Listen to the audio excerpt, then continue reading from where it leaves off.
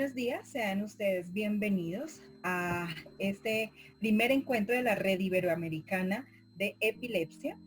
Iniciaremos a tiempo, le damos la bienvenida a Venus Ricó, que va a ser nuestra conferencista del día de hoy. Ella es fundadora de Neural Shifts, una firma de consultoría especializada en ayudar a los líderes a transformar las culturas organizacionales. Su pasión radica en ayudar a los equipos a fomentar espacios de trabajo inclusivos y accesibles para impulsar la innovación y el rendimiento. Sus clientes incluyen multinacionales y organizaciones sin ánimo de lucro. Venus trabajó como terapeuta del comportamiento para niños con discapacidad y apoyó investigaciones en el área de epilepsia. Ella presentó una charla TEDx muy bien recibida sobre el poder de la inclusión. Venus recientemente completó una certificación en economía conductual de la Universidad de Harvard y es coach certificada. Obtuvo una maestría de la Universidad de Seattle en desarrollo organizacional, un grado en psicología de la Universidad de Boise State y completó cursos de maestría en neurociencias. Le encanta leer y aprender de sus hijos y esposo. Sean bienvenidos a la charla de hoy, Cuidando al Cuidador. Quien les habla, Eliana Mejía, de la Fundación Somos Fénix. Buenos días, gracias a todos.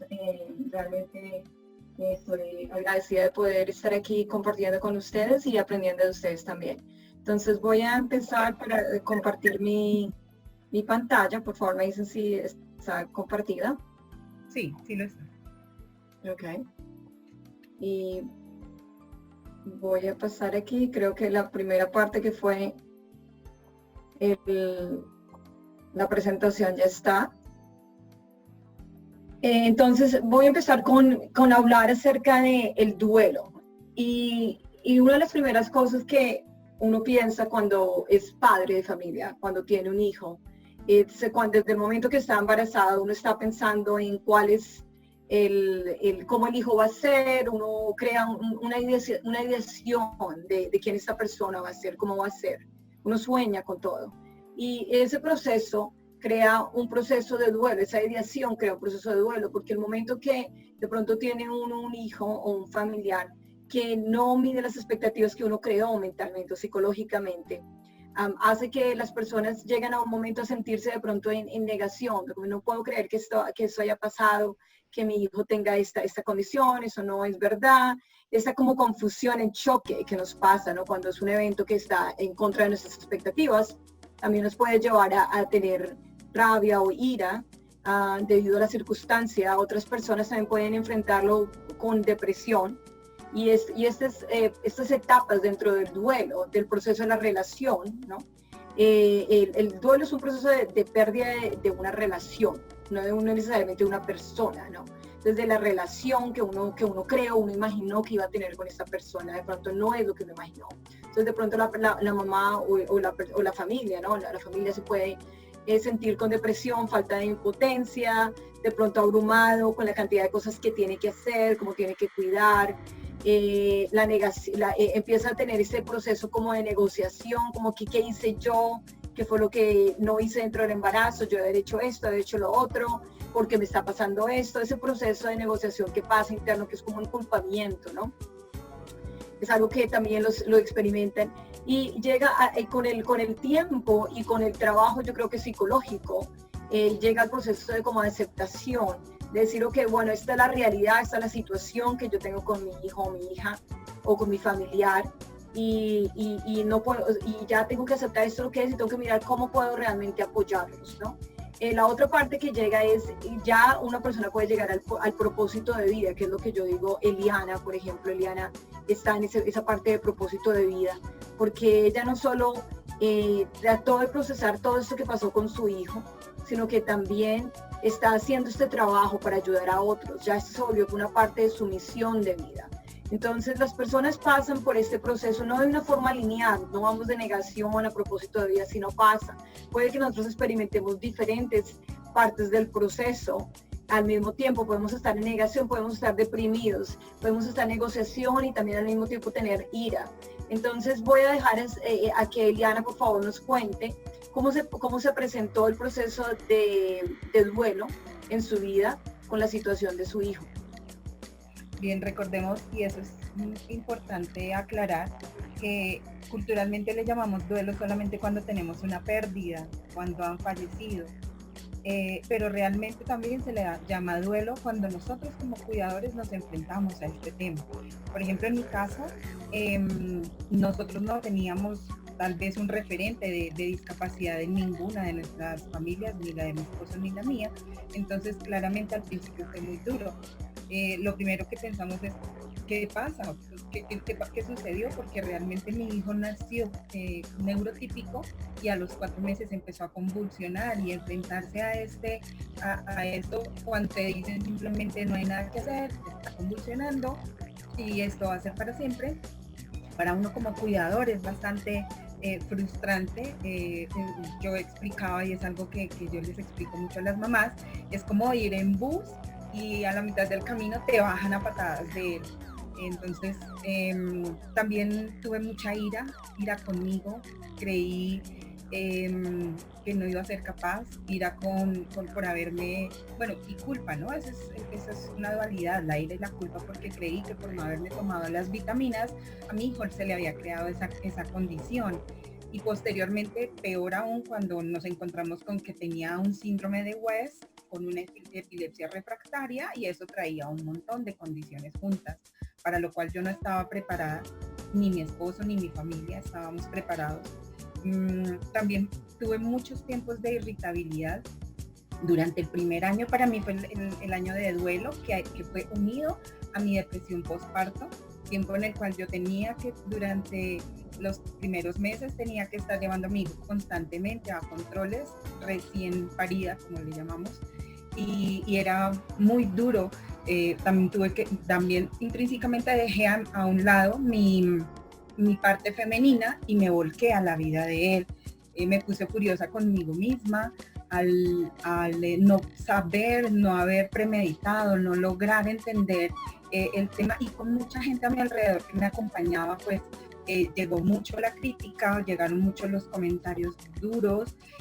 Los médicos en su momento no fueron el mejor acompañante y yo no creía en nadie. Básicamente me autoexcluí, y a mi familia y a mi hijo, para evitarme el dolor de la crítica, de los comentarios malintencionados en amor, porque pues inicialmente uno cree que es malintencionado, pero realmente la gente lo hace por amor a nosotros. Y básicamente esos fueron como mi proceso de duelo, tiempo en el que muchas veces no tenía ganas de levantarme, otras veces ni siquiera me daban ganas de bañarme. Mi hijo llegaba a una terapia o a una cita médica precioso y yo a duras penas con el chulito arriba y me ponía lo que encontraba en el closet. Ese fue mi primer año de duelo. Gracias, Eliana, por entonces, vamos a hablar hoy acerca del síndrome del desgaste, le llaman en inglés burnout, y es el síndrome del desgaste del cuidador. Y vamos a hablar de eso porque yo creo que es fundamental no solo enfocarnos en la calidad de vida. Muchas veces uno piensa en la calidad de vida del paciente, de la persona con epilepsia, pero la persona que está cuidándolo también merece una calidad de vida. Entonces, al enfocarnos en qué pasa con esa persona que está cuidando, nos damos cuenta que a veces esa misma persona es descuidada por el círculo social, porque todo el mundo pone atención de pronto al paciente o al individuo que presenta la patología, pero no pone cuidado al círculo social, que de pronto es el cuidador. Entonces, cuando nosotros hablamos de desgaste del cuidador, estamos hablando de un agotamiento de los recursos mentales y físicos de una persona. Y este agotamiento es prolongado, es fructuoso, es debido a muchas veces las expectativas mismas que crea el cuidador, hacia cómo tiene que estar ese cuidado de hecho, ¿no? De pronto que ese niño o esa niña o esa persona tiene que estar perfectamente, que no le tiene que faltar nada, que tiene que vivir de una forma que es perfección, y yo creo que Eliana va a hablar de eso. Y eso lleva, cuando uno no cuida de uno mismo, si uno está cuidando a otro, a una fatiga, lo que le llaman fatiga en la compasión. Y es esa indiferencia que de pronto ustedes lo han visto con los médicos, con las enfermeras, con las personas que los están ayudando en el sistema médico, en el que ya los traten como si fuera un objeto, ¿no? Ya como que me importa 5 si esta persona le dolió o no le dolió, pero necesito terminar ese trabajo, necesito verlo en este momento y terminar. Ese tipo de como endurecimiento del corazón, eso pasa y yo creo que es importante que entiendan que eso le puede pasar a ustedes, no solo le puede pasar a un médico, le puede pasar a ustedes como cuidadores. Esto pasa y las personas aquí muchas veces en Estados Unidos a los médicos les dan entrenamiento en compasión. Imagínense que tienen que enseñarles compasión. ¿Por qué? Porque sencillamente esto es parte de un proceso humano en que si uno está todo el tiempo en función de alguien y no llega a cuidarse uno mismo, y llega a pasar este proceso de desgaste. Entonces, quiero que piensen en qué parte del duelo están ustedes. ¿Cómo se presenta este proceso de desgaste suyo?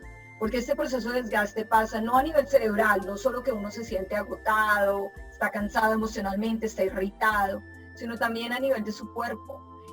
Puede presentarse en su espalda, en su estómago, de pronto no se sienten bien, no pueden comer bien, de pronto es dolores de cabeza, porque este tipo de situaciones se manifiestan en el cuerpo, entonces es importante entender en qué parte de su cuerpo esto se está presentando, para poder decir, okay, ¿qué tipo de ayuda necesito yo?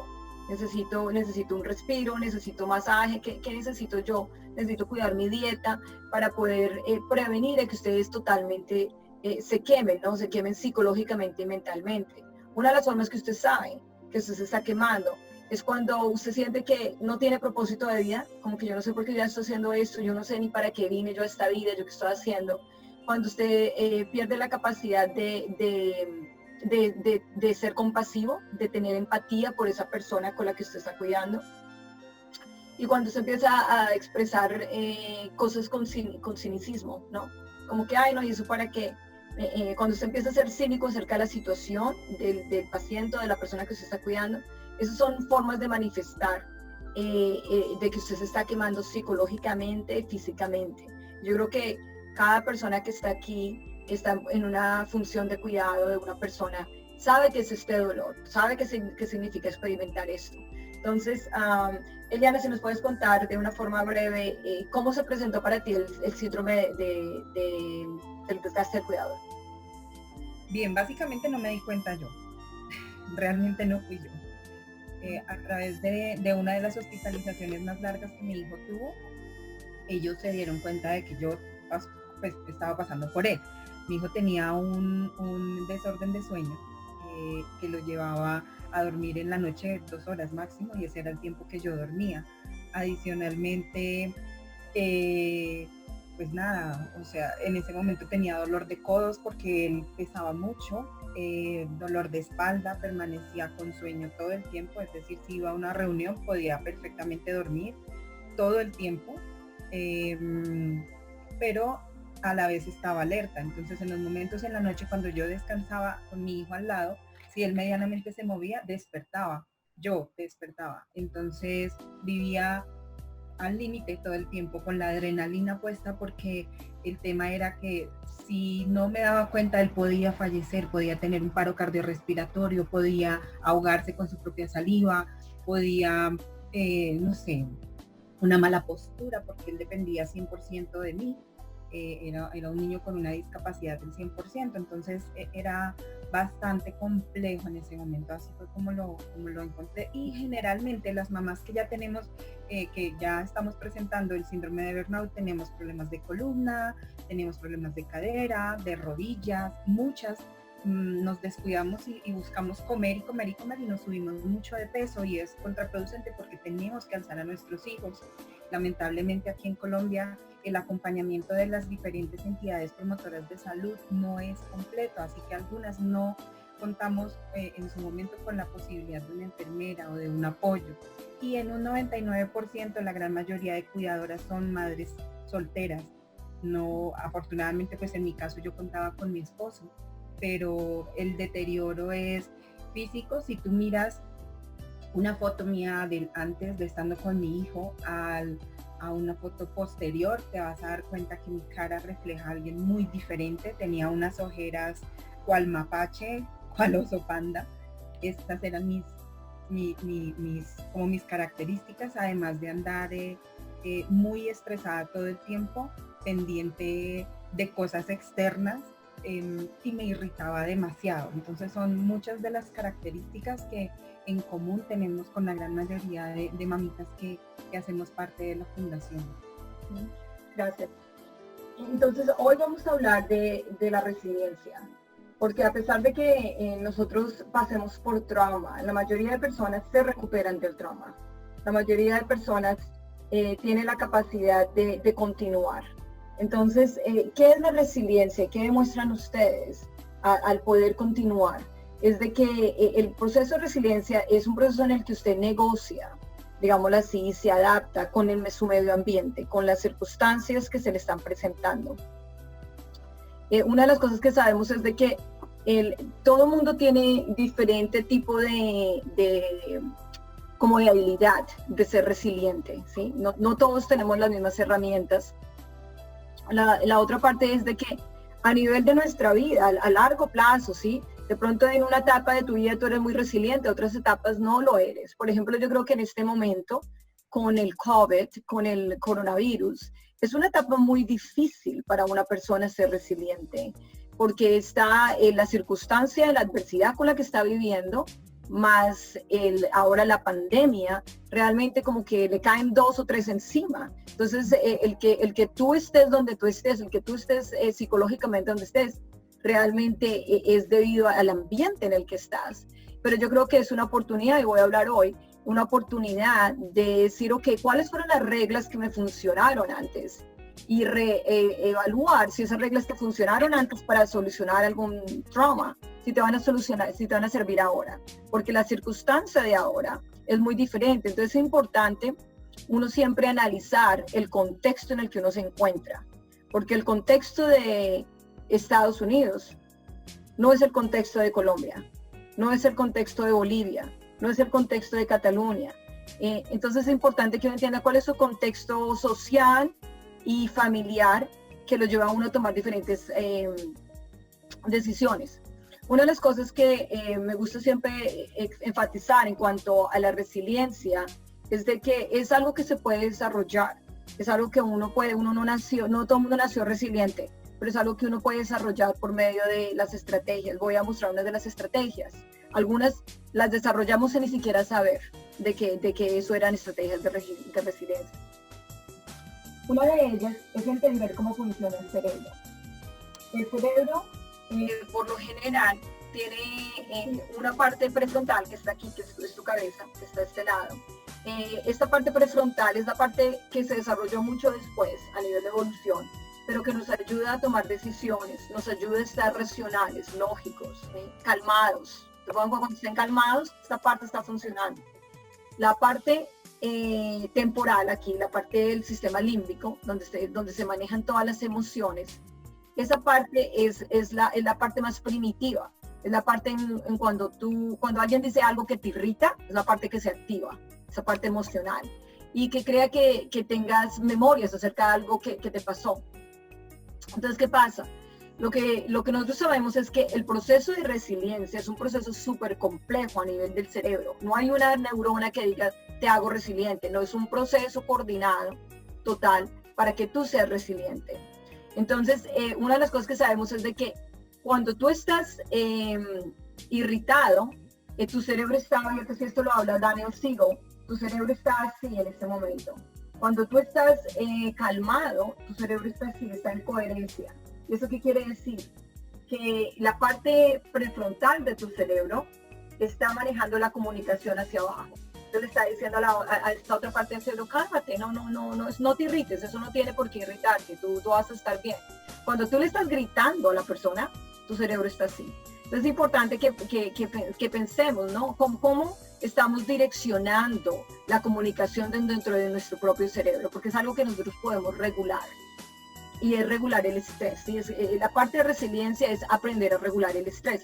Cosa que muchas veces uno no sabe porque nadie le enseñó cómo regular el estrés. Entonces uno simplemente trata diferentes estrategias que a veces no sirven. Yo me recuerdo cuando la gente decía, necesitamos contratar a alguien que sea calmado, que se calme bajo estrés. Y yo decía, pero ¿quién es esa persona?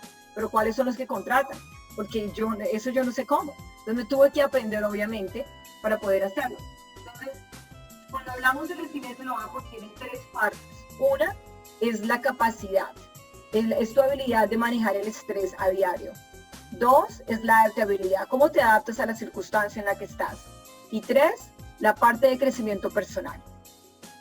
Entonces, primero vamos a hablar de capacidad, cómo tú puedes incrementar tu capacidad como persona. Una de ellas es primero realmente creando prioridades. Vas a tener miles de cosas por hacer y tu cerebro se va a abrumar, porque el cerebro está calificando todo lo que tienes en este momento en tu vida como urgente e inmediato. Eso es como si fueras un bombero, corre, pero todas las cosas están así.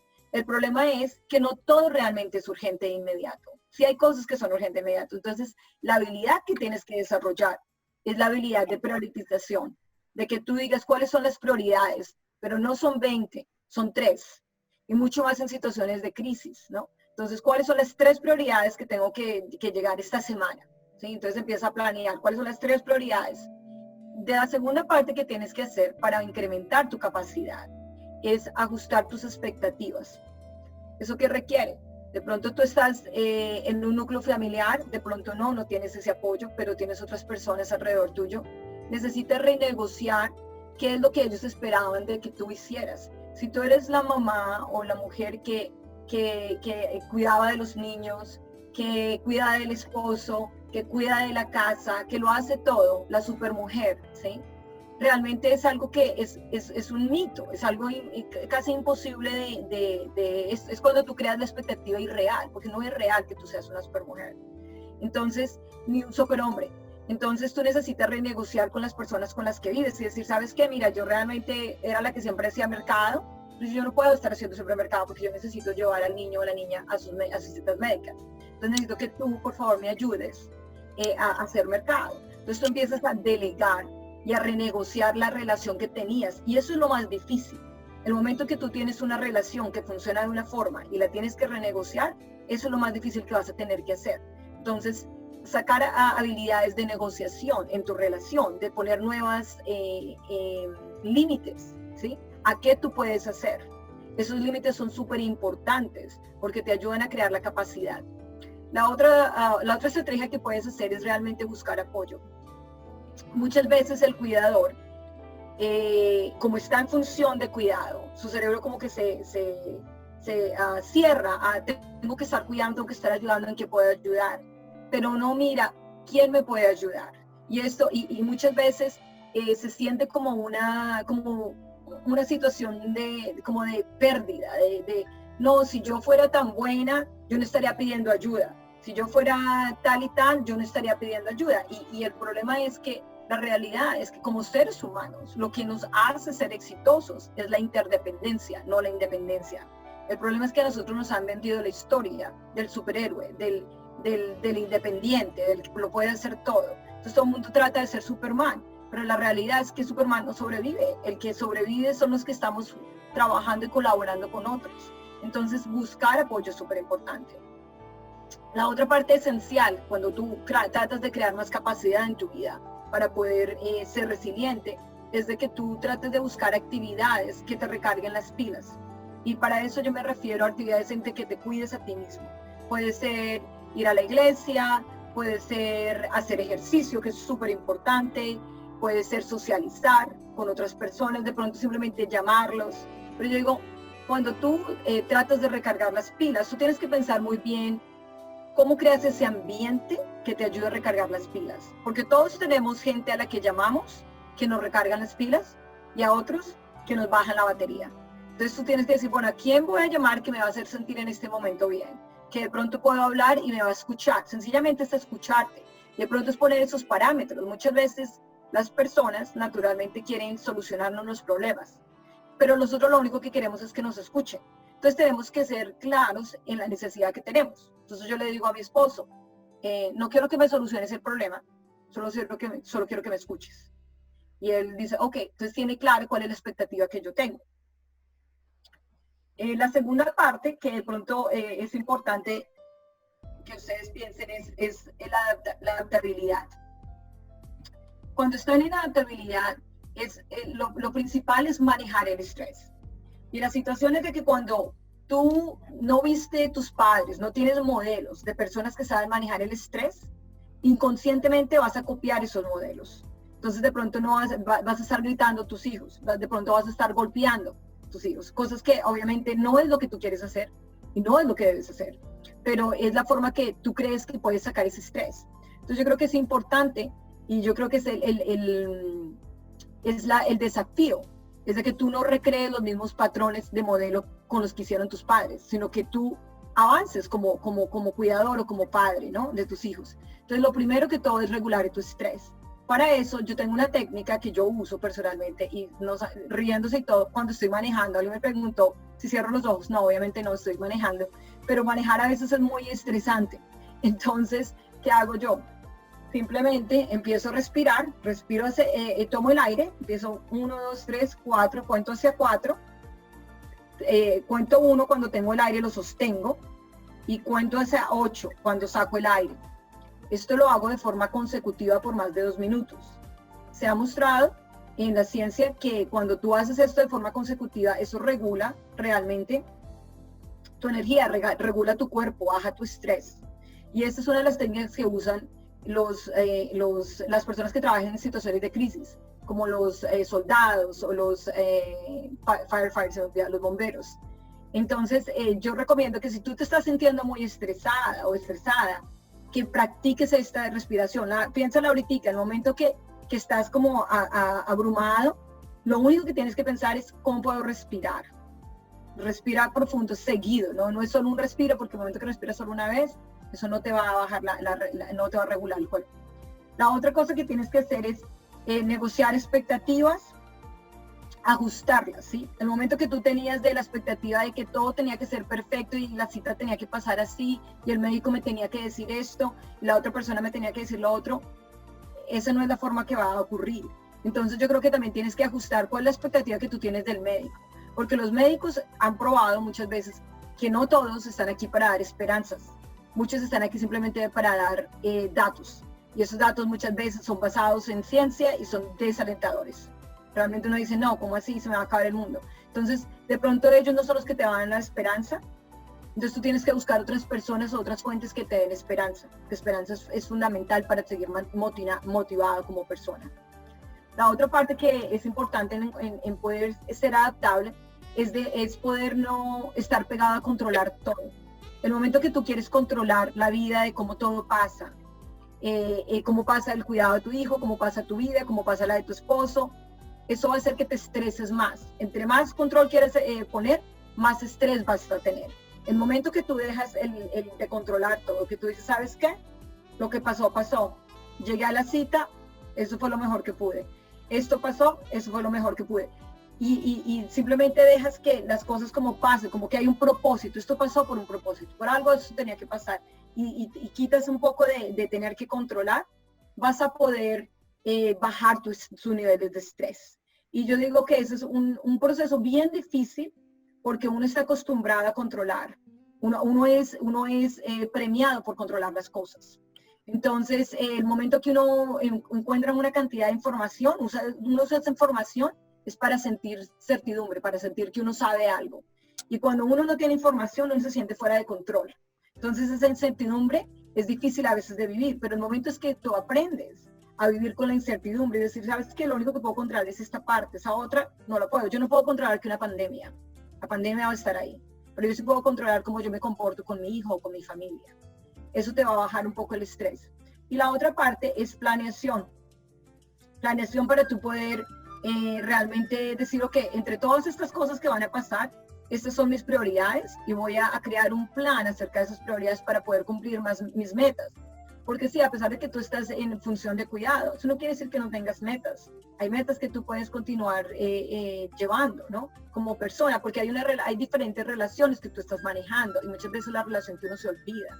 Tú estás manejando la relación de esposa con tu esposo, esa es una relación. Estás manejando la relación de madre con tus hijos. Estás manejando la relación de ti como mujer contigo misma. Esa relación no se quita. Esa relación continúa internamente dentro de ti. Y muchas veces lo que pasa es que Cuando tú cambias, tú dices, ok, solo una relación de madre es la que importa y dejas atrás la relación de esposa, la relación sufre o la relación contigo misma. Entonces es un balance delicado, pero es un balance importante el poder llevar ese balance de relaciones, digámoslo así. Y voy a pasar la última parte para que Liliana nos cierre con una historia. Y la última parte aquí que voy a hablar para que tú continúes siendo más resiliente es realmente pensar en que toda situación en la vida es una oportunidad de crecimiento personal. Algo estás aprendiendo, muchas cosas tienes que enseñar a otros que no saben, debido a la experiencia que tú vives de tu vida. Dentro de eso, imagínate, no todo el mundo tiene la capacidad, la oportunidad de aprender a cómo manejar sus prioridades. Esas son cosas que yo enseño a la gente en las empresas, es todo el tiempo, cómo manejas tus prioridades. Una de las cosas que para hacer esto tienes que hacer es reemplazar tus creencias. Si tú creías que ser mamá significaba X, pero llegas a ser mamá, llegas a la experiencia y te das cuenta que realmente la fórmula es Y, es Y, no X. Entonces tienes que cambiar cuáles son esas expectativas que tú tenías de cómo iba a ser tu familia. De pronto la creencia era de que en la casa perfecta, la mujer perfecta tiene su casa limpia, tiene su hijo limpio. Todas esas cosas son creencias con las que uno vio, uno creció. Pero la realidad es que de pronto tu mamá no creció con un niño, con una niña que necesitaba el nivel de cuidado que tú. De pronto tu mamá no sabía que tenía que llevar una relación con ella misma para mantener su matrimonio. Entonces tú tienes que decir qué creencias con las que yo crecí necesito reemplazar, que no me sirven ahora. Por ejemplo, la creencia de que las personas fuertes no lloran, es una creencia que todo el mundo tiene, pero es una creencia que realmente no nos sirve, cuando muchas veces necesitamos llorar para poder continuar. La otra es cambiar los hábitos. Muchas veces tenemos hábitos que ya no nos sirven, ¿no? De pronto, digámoslo así, teníamos el hábito de estar criticando a todas las personas de cómo hacían las cosas. De pronto era un hábito que teníamos. Pero el momento que nos encontramos en una situación como esta, en la que estamos muy vulnerables, ¿sí? De pronto es algo que digo, ¿sabes qué? Yo no puedo estar poniendo prejuicio a otras personas. Cuando yo misma, yo sé que ya me estoy dando cuenta que yo no soy perfecta o que no soy perfecto. Porque todos queremos ser perfectos, es una ilusión, ¿cierto? Es una ilusión que no existe. En el momento que nos humanizamos como personas, vamos a poder conectar mejor con la persona que estamos cuidando. Lo que ellos necesitan de nosotros es esa vulnerabilidad. Es que se den cuenta que nosotros también somos seres humanos, que también estamos sufriendo por el sufrimiento que ellos tienen, que también estamos tratando de hacer lo mejor que podemos. El poder decir, ¿sabes qué? Disculpa, de pronto no hice lo mejor esta situación, pero voy a hacerlo, voy a tratar. Nos humaniza y nos conecta con ellos. Y la última parte es redefinir qué te hace feliz, ¿sí? Si tu definición de felicidad o de éxito era el tener un trabajo, el hacer una cosa, hacer la otra, y ahora estás en casa cuidando de tu hijo, entonces tienes que redefinir qué te hace feliz, porque si sigues pensando que felicidad es eso, vas a estar muy infeliz, no vas a poder crecer, vas a tener que dejar ver eso y decir, ok, eso era lo que yo pensaba basado en las circunstancias. Y tenía que haber estos factores para que eso pasara, pero mis factores cambiaron. Entonces, ¿cuál es mi propósito de vida con esto? ¿Cómo puedo ser feliz con la situación con la que tengo? ¿Cómo puedo ayudar y conectar? Yo creo que lo más importante es conectar con la persona con la que estoy cuidando de una forma emocional y psicológica, ¿sí? Para que esa persona se dé cuenta de que no tú solamente como cuidador tienes el poder. No, tú no tienes el poder. Tú puedes compartir tu poder y decir, ¿sabes qué? Tú, ¿qué tienes hoy para enseñarme? ¿Qué puedo aprender hoy de ti? Porque yo sé que hoy me quieres enseñar algo, que de pronto estoy muy ocupado pensando en los miles de citas de médico y no estoy permitiéndote a ti a comunicarte conmigo, así de pronto no sean palabras, ¿sí? De pronto sean gestos. Pero esa conexión es importante, porque yo creo que es como el propósito, te va a dar claridad en tu propósito de vida, el momento que tú puedes conectar de esa forma con la persona que estás cuidando. Entonces, para resumir, son 3 pasos para que pienses en cuanto a ser resiliente. Una, piensa en cómo incrementas tu capacidad. De pronto es dejando de hacer cosas. De pronto incrementar capacidades en vez de hacer más cosas es dejar de hacer muchas cosas que estás haciendo que realmente no te traen valor como vida. 2, es la adaptabilidad, ser más flexible. y pensar de que en el momento que estamos envejeciendo nos volvemos más inflexibles, más rígidos, las cosas tienen que ser de esta forma, no pueden ser de esta otra. Realmente esto no nos ayuda. Lo que necesitamos es decir, ¿sabes qué? Ok, eso era la forma que yo pensaba que iba a ser, pero no hay problema. Miremos cómo hacemos. Hagamos lo que podamos con lo que tenemos, es flexibilidad. Y crecimiento personal, mirar cómo tú puedes crecer dejando reglas viejas que tenías de vida que ya no te sirven y creando nuevas reglas que se adapten a la situación en la que tú estás viviendo. Gracias. Voy a pasar a Eliana para que Eliana nos cierre con una historia acerca de cómo ella ha manejado la resiliencia. Bien, gracias Venus por todos esos tips. Una cosa que quería de pronto salvaguardar es el hecho de que el duelo del cuidador, cuando nos enfrentamos al tema del cuidador, es muy distinto entre mujeres y hombres. Regularmente nosotras las mujeres somos un poco más proactivas, pero también depende de nuestra educación, nuestro entorno familiar y nuestra personalidad. Muchas veces es al contrario, el hombre es el que es más activo y tal vez en el momento en que nuestro familiar está convulsionando, he tenido mamás que entran en shock y salen corriendo, o simplemente el niño está convulsionando y el papá está ahí con el niño y la mamá no logra tomar medidas al respecto. Pero también pasa al contrario. Entonces es importante que como pareja también busquemos la posibilidad de que tú haces algunas cosas y yo hago las otras, porque lamentablemente en una pareja uno de los dos es el líder, y cuando tú eres líder, tú acaparas el cuidado de tu familiar, de tu hijo, y sobre todo generamos un apego que va más allá del amor. Recordemos que apego no es amor, sino es como ese querer controlar todo para que esa personita esté bien. Y aquí también depende de la condición de nuestro familiar, ¿ya?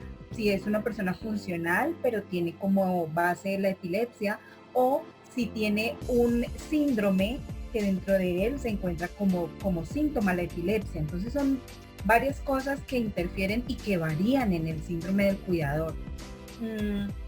Para mí es importante que ustedes conozcan varias cosas, y sobre todo pues que las he manejado con las mamás, que nos ha funcionado y que a mí personalmente me funciona. El permitirme recibir ayuda fue para mí como quitarme una carga muy grande, porque claramente, como decía Venus, nos creemos Superman, pero el entender que no tengo todo el control es supremamente importante. Pedir ayuda es más difícil todavía, sobre todo cuando estamos acostumbrados a solucionarlo todo directamente, pero es importante saber que a veces esas ayudas, si no es que siempre, llegan de corazón y no necesariamente son para recordarnos que no podemos, sino que necesitamos de otras personas. Algo que también me funcionó fue no comparar a mi hijo.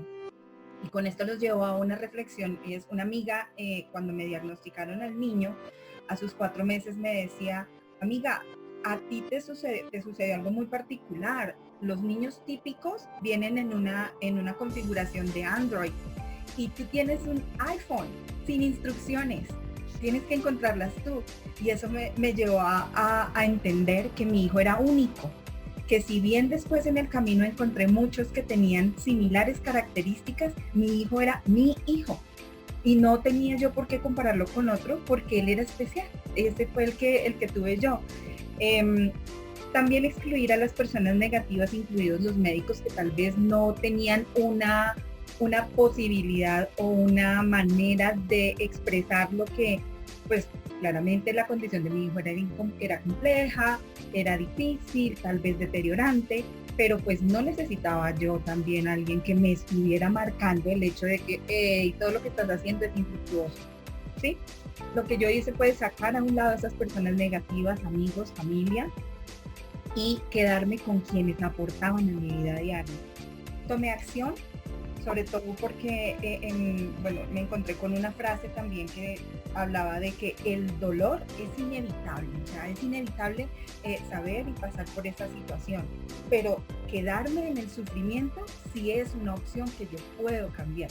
Ahora bien, no quiero decir con eso que no podamos sufrir. Claramente nosotros tenemos una expectativa para nuestros hijos, pero sufrir y quedarme en ello esa no es una opción, sobre todo cuando pensamos que hay un tiempo adecuado donde el cerebro crece, que hasta los 6 años crece mucho más rápido y posteriormente crece, pues aprende, perdón, crece hasta los 6 años y después aprende un poco más lento. Entonces es movernos, tener acción. También negocié efectivamente con mi esposo, porque claramente yo puse en una burbuja a mi hijo y saqué a mi esposo, y eso es algo que nosotras las mujeres hacemos con regularidad y lo he encontrado en muchos casos de familia. Como les digo, esto también depende de la personalidad, porque muchas veces es el esposo el que toma la batuta y excluye a ella porque consideramos de una manera mala, negativa, consideramos que yo sí puedo, ella no, o yo sí puedo y él no. Generar una red de apoyo es supremamente importante, saber que otros pasan por lo mismo que yo, saber que otros tal vez superaron esa etapa y por eso se creó la Fundación Somos Fénix, que realmente nosotros lo que hacemos es cuidadores cuidando a cuidadores. Generamos un acompañamiento en diferentes áreas con miras a que no te sientas solo. Es algo como la organización de Kiana, no estás solo, tú no estás solo, así mismo pasa. Y esto trasciende las ciudades, los países. O sea, esto no es solamente para mí. Cuando tú entiendes eso, logras tener una red de apoyo y entender y comprender que hay otros que pasan por eso y podemos acompañarnos y ayudarnos en muchos sentidos.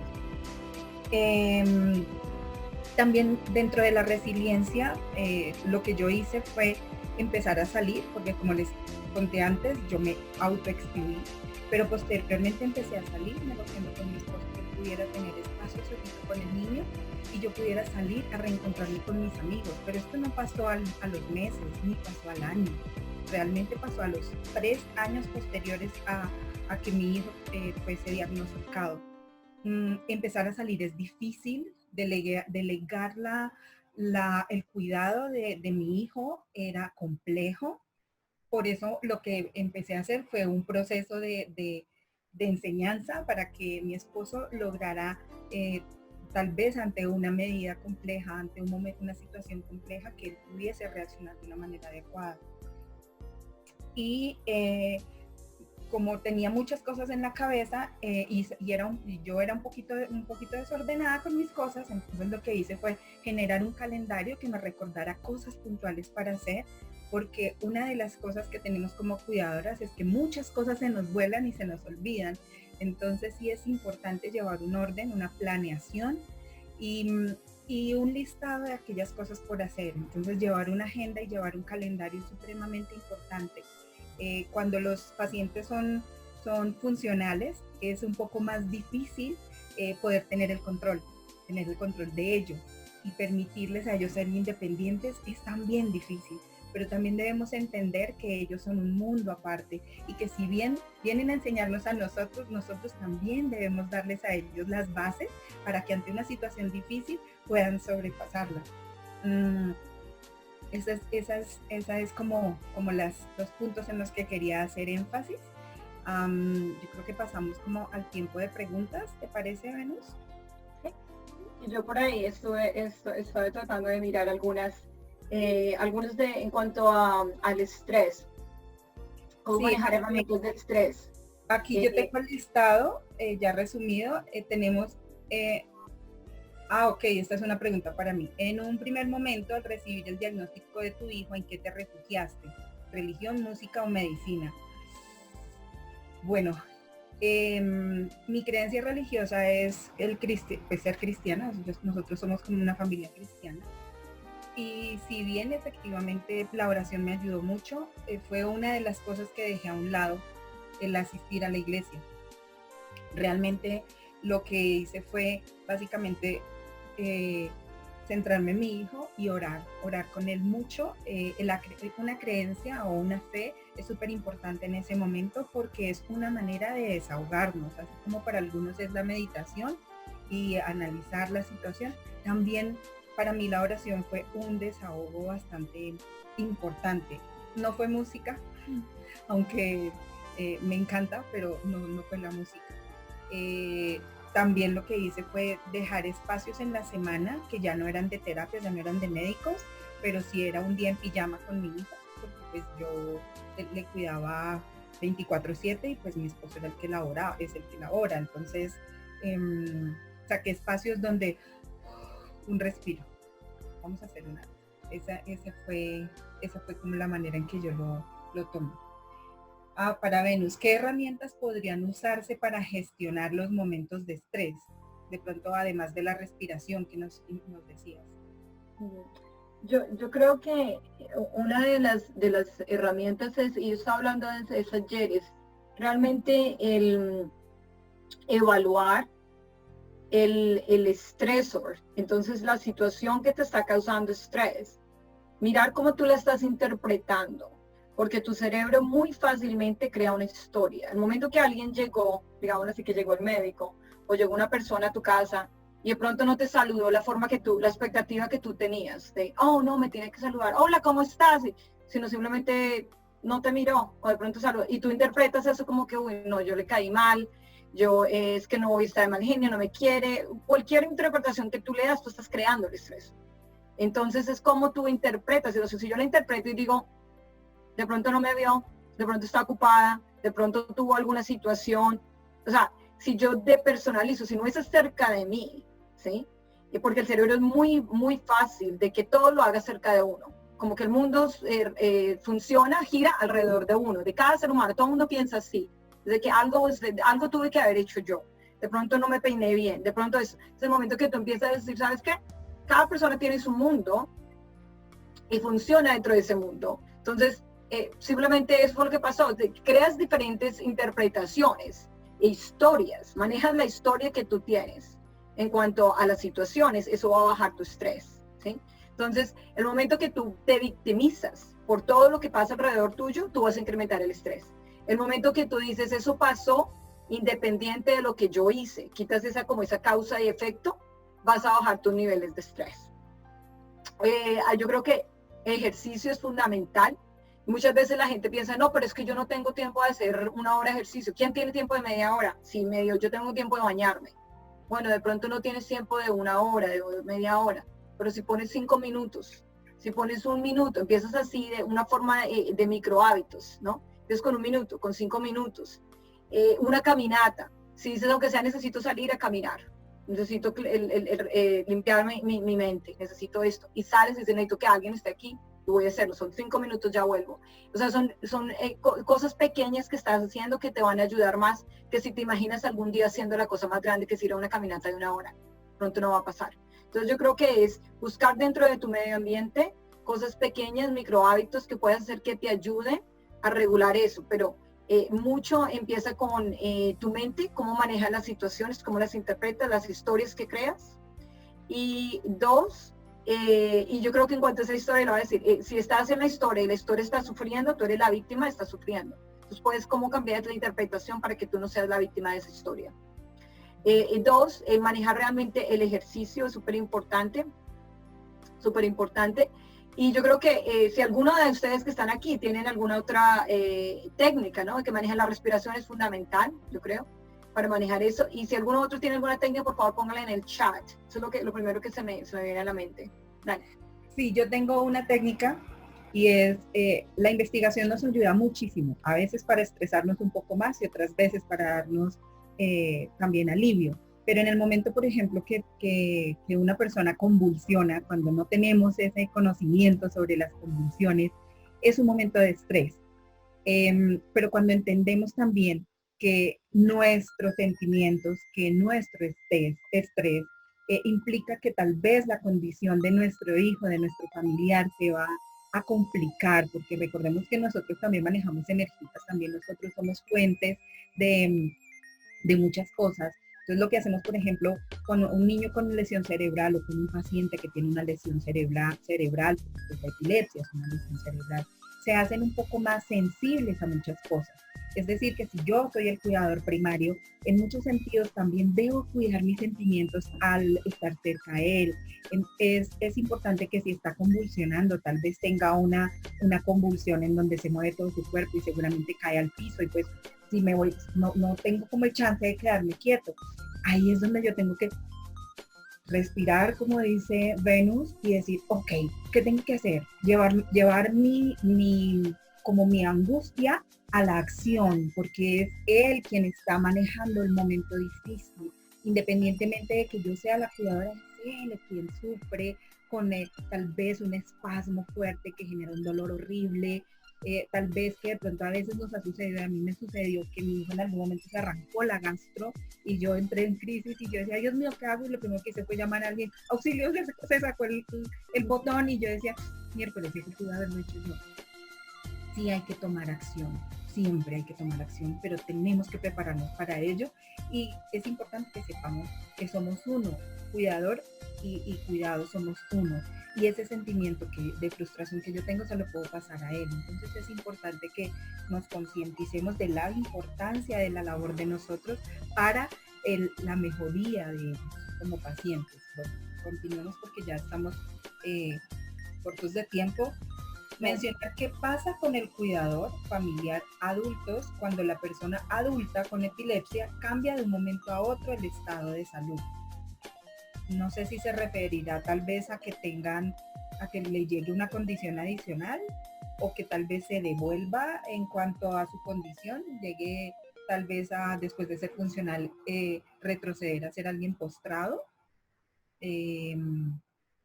Pero la pregunta es, ¿qué pasa con el cuidador?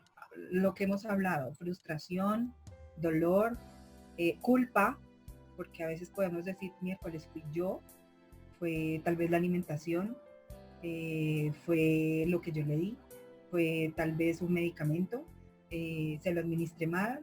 Muchas veces hay culpa en medio de esto. No sé si quieras tú adjuntar algo, Venus.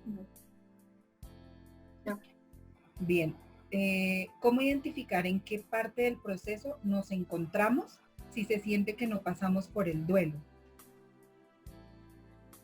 Yo creo que de pronto muchas veces uno pasa por él y uno está pasando por él, pero el problema es que como el duelo ha sido siempre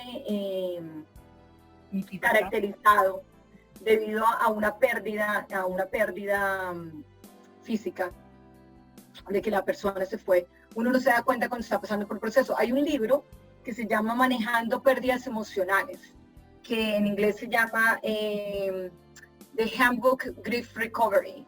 Y este libro es un libro que yo usé personalmente para un proceso de duelo que yo tuve, en el que te da el proceso, muestra el duelo como un proceso en cuanto a la relación, y tú lo haces y tú te das cuenta que puedes crear un mapa de todas las pérdidas emocionales que has tenido, hasta de algún cachorro que hayas perdido, yo me acuerdo, de si tuviste un divorcio, cualquier relación que hayas perdido, la puedes hacer un mapa para darte cuenta cuál fue el modelo de aprendizaje, cómo tú dabas con ese duelo. De pronto, una de las cosas que tú aprendiste inconscientemente viendo a otros es simplemente no manejarlo, no hablar de él, nunca hablar, no como un proceso de negación en el que nunca ni siquiera existe.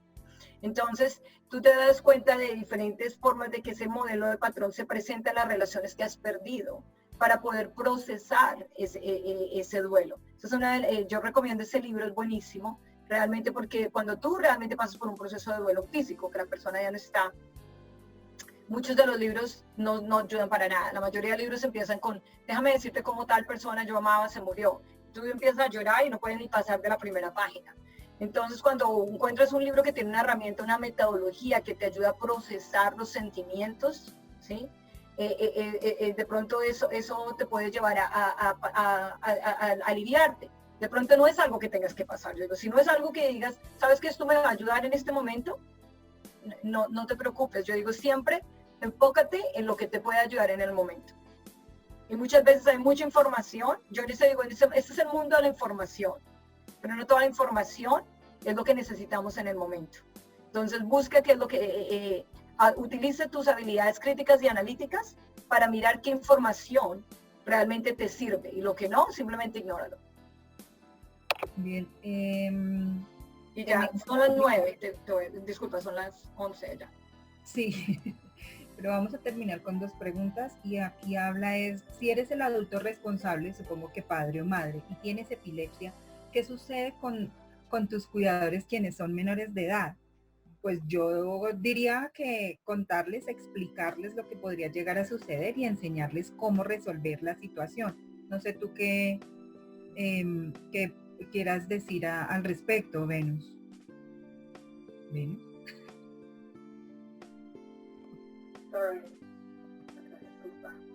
Disculpa, pregúntame de nuevo, es que me tuve que Tranquilo. Me dice que si eres padre o madre con epilepsia, ¿qué sucede con tus cuidadores quienes son menores de edad? Entonces yo decía que es importante contarles qué sucede y enseñarles cómo resolver la situación en un momento dado.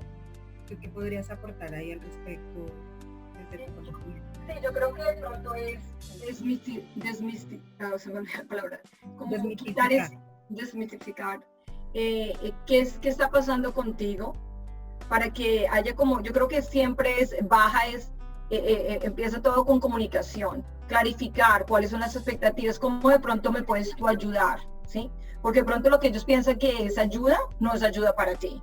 Entonces tú poder tener como abrir esos canales de comunicación, es la palabra, en las que tú comunicas de qué está pasando, qué realmente te ayuda, qué pueden hacer ellos cuando eso ocurre, porque eso crea mucho estrés en la persona que está evidenciando eso, ¿sí? Sin saber cómo manejarlo. Entonces yo creo que es abrir los procesos de comunicación, de expectativas, de qué tú esperas, en qué forma realmente a ti te pueden ayudar y qué no te ayuda. Yo creo que eso es clave para solidificar más la relación de la persona que está tratando de ayudarte.